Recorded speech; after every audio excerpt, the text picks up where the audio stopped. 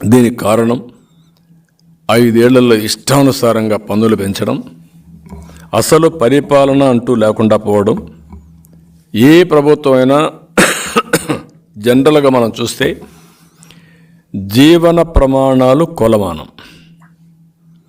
ఒక పరిపాలన ఇచ్చిన వ్యక్తి, నేను కానీ ఎవరైనా సరే, at the end of the day చూసుకోవాల్సింది మన పాలసీల వల్ల ప్రజల జీవితంలో మార్పు వచ్చిందా లేదా, వాళ్ళ జీవన ప్రమాణాలు పెరిగాయా లేదా, వాళ్ళకి ఆదాయం పెరిగిందా అప్పులు పెరిగాయా, లేకుంటే ఖర్చులు ఎక్కువైనాయా ఆదాయం తగ్గిందా, లేకుంటే ఆదాయం పెరిగినా దానికంటే 2-3 ఖర్చులు అయితే ఇంకా అప్పుల పాలైపోతారు. అదే జరిగింది. ఏ వ్యక్తిని మీరు మాట్లాడించినా ఈ రాష్ట్రంలో ఒక్కరు కాదు, ఒక కాంట్రాక్టర్ అనేవాడిని మనం చూస్తే చాలా అసూయగా ఉంటాం. తెల్ల బట్టలు వేసుకుని తిరుగుతూ ఉంటాడు, వీడు ఎంత డబ్బులు సంపాదిస్తాను.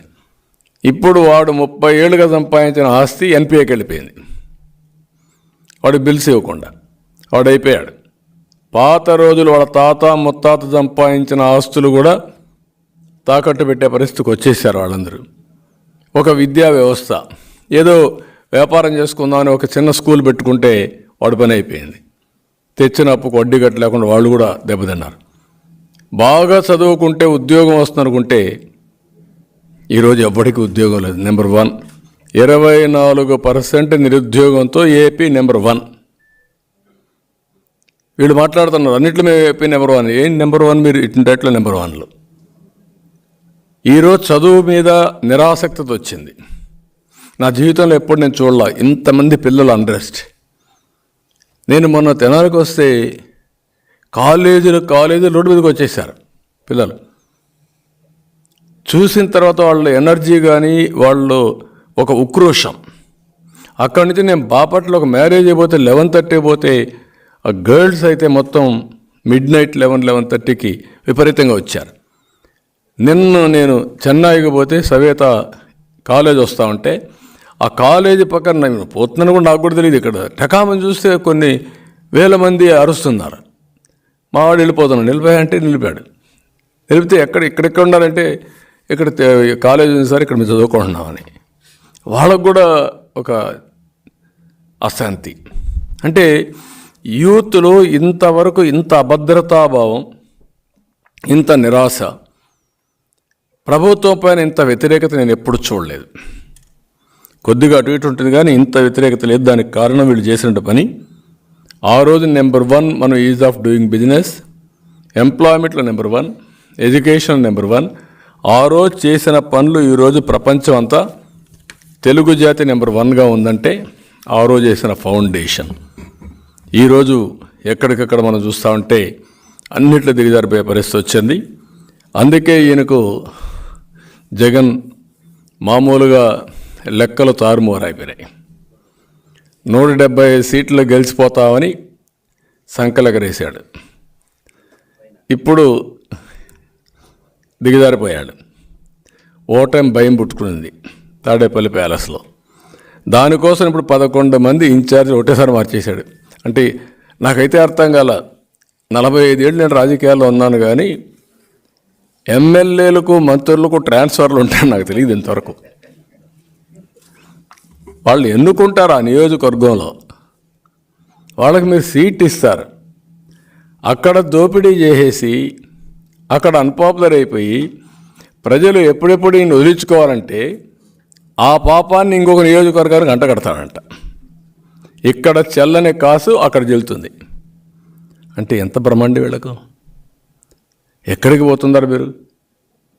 4.5 సంవత్సరాలుగా 5 సంవత్సరాలుగా మీ ఎమ్మెల్యేలు ఆంబోతుల మారిగా రోడ్డు మీద పడి ఎక్కడికక్కడ భయభ్రాంతులను చేశారు మీ వాళ్ళందరూ. మామూలు కూడా కాదు.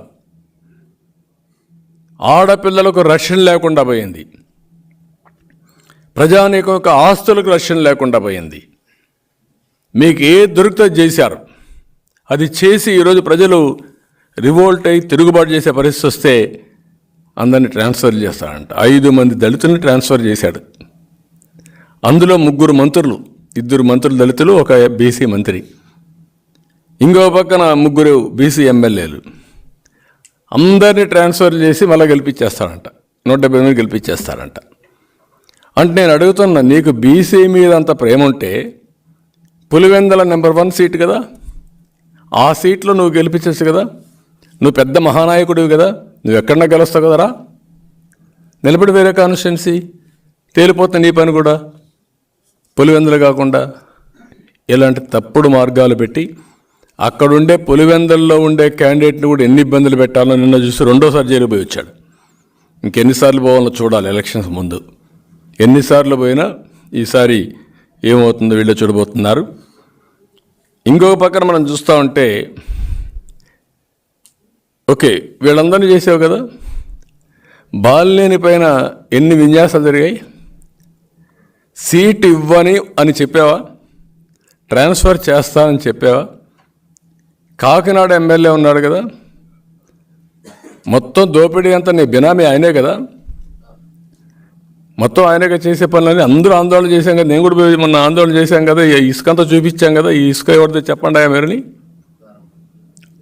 పేరు ఎందుకు చెప్పడం, నేను వాళ్ళ పేరు చెప్తే నాకే చిన్నతనం. ఏం చేశావు అంటే, దోపిడీదారులు నీ మనుషులైతే నీ పేరు పెట్టి దోపిడీ చేస్తే అది దోపిడీ కాదు. ఏదో ఎస్సీలు వీళ్ళంతా ఉంటే అమాయకులు కాబట్టి వాళ్ళ సీట్లు తీసేస్తావు, ఇప్పుడు బయట పంపించేస్తావు. ఇంకొక పక్కన మీరు చూస్తే ఇన్ని చెప్పావు, 100 కోట్ల రూపాయలు ఫైన్ వేశారు పుంగనూరు ఎమ్మెల్యే నీ మంత్రి. ఎవరేసారు, ట్రిబ్యునల్లో ఎన్జిటీలో చాలా స్పష్టంగా జడ్జిమెంట్ ఇచ్చారు. 100 కోట్ల రూపాయలు ఫైన్ వేశారు. వీళ్ళు సుప్రీంకోర్టు పోతే 50 కోట్ల రూపాయలు కట్టమంటే కట్టారు. ఎవరి డబ్బులు అది? రాష్ట్ర ఎక్స్చెక్కర్ నుంచి కట్టారు, ప్రజలు కట్టే పన్నుల నుంచి కట్టారు. ఎందుకు మార్చలా? మార్చే ధైర్యం ఉందా మీకు? మార్చరు. అంటే పేదవాళ్ళు చూస్తే లెక్కలేనితనం. అందుకని ఇవన్నీ చూసినప్పుడు నేను అంటున్నా ఒకటే గుర్తుపెట్టుకోవాలి, 150 మందిని మార్చినా నువ్వు గెలవు. గుర్తుపెట్టుకో. నువ్వు చెప్పుకోవచ్చు, డబ్బులు ఇచ్చి సర్వేలు చేసి చేసుకోవచ్చు, ఎగరచ్చు. ఈ రోజుటికి ప్రజల్లో చాలా వ్యతిరేకత ఉంది. ఇప్పుడిప్పుడు బయటపడుతున్నారు. జనవరిలో మీరు చూస్తారు, ఫిబ్రవరి మార్చిలో మీరు చూడండి, నోటిఫికేషన్ వచ్చిన తర్వాత మీరు చూడబోతున్నారు. అడ్రస్ కూడా, ఒక్కొక్కరు అడ్రస్ కూడా ఉండరు. వీళ్ళ యొక్క డిపాజిట్లు గల్లంతయ్యే పరిస్థితి వస్తుంది. ఎప్పుడు కూడా ప్రజల్ని ఇంత టేక్ ఇట్ ఫర్ గ్రాంటెడ్ తీసుకోవడం చాలా దుర్మార్గం, ఇది నీచం. నీకు ఒక బాధ్యత అప్పచెప్పారు. ప్రభుత్వం అనేది ఒక ట్రస్టీగా వ్యవహరించాలి. ప్రభుత్వం అనేది ఒక పవిత్రంగా భావించాలి. ఎప్పుడు కూడా ప్రభుత్వ పాలసీల వల్ల ప్రజలకు మేలు జరగాలి. అందుకే నేను మొన్న కూడా చెప్పాను, నేనున్నప్పుడు చాలా నిర్ణయాలు చేశాం, ప్రభుత్వ విధానాలు. దానివల్ల అందరూ బాగుపడ్డారు. ఈరోజు ఇతను వచ్చిన తర్వాత ఈయన చేసిన పాపాలన్నీ అందరికీ శాపాలుగా మారాయి. ఒక కులం లేదు, ఒక మతం లేదు, ఒక ప్రాంతం లేదు, ఒక పార్టీ లేదు, అందరూ నాశనం అయిపోయే పరిస్థితికి వచ్చారు. అందుకే రేపు జరిగే ఎన్నికలు ఒక హిస్టారికల్ ఎలక్షన్స్. 5 కోట్ల ప్రజలు వర్సెస్ సైకో జగన్. ఇది మనం గుర్తుపెట్టుకోవాల్సిన అవసరం ఉంది.